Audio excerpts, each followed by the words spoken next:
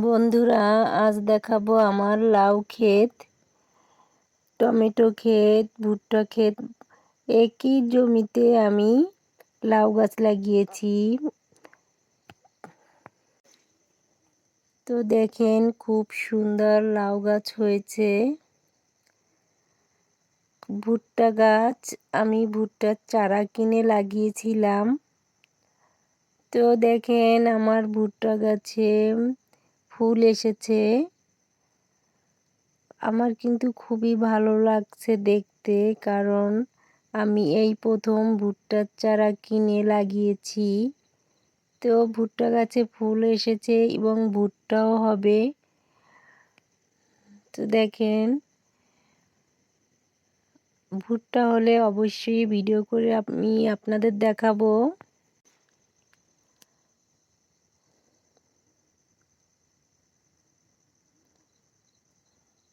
তো আমার লাউ গাছে সবেমাত্র লাউ ধরা শুরু করেছে। তো দেখেন, এই গাছটায় একটা লাউ ধরেছে। মাশাআল্লাহ, লাউটাও অনেক সুন্দর।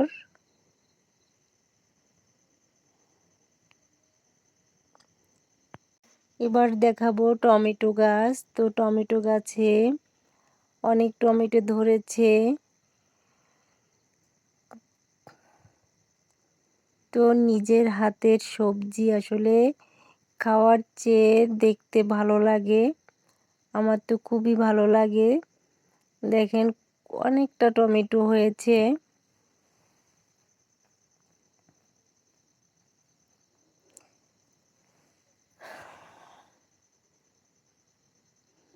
মাশাআল্লাহ, অনেক টমেটো।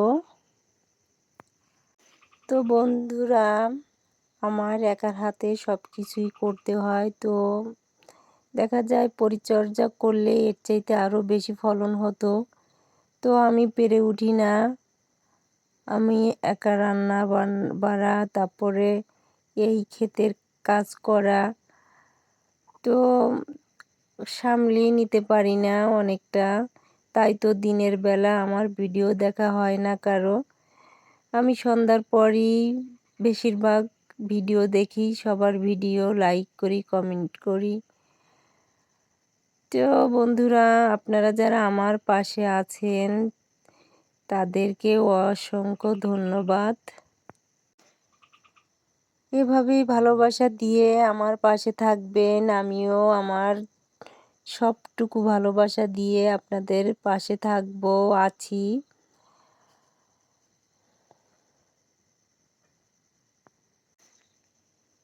আর যারা এখনো আমার ভিডিওটা দেখেননি বা চ্যানেলটা সাবস্ক্রাইব করেননি, তারা অবশ্যই আমার চ্যানেলটা সাবস্ক্রাইব করে আমার পাশে থাকার অনুরোধ রইল।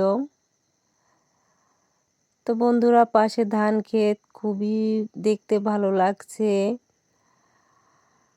আর আমার লাউ গাছগুলি দেখালাম।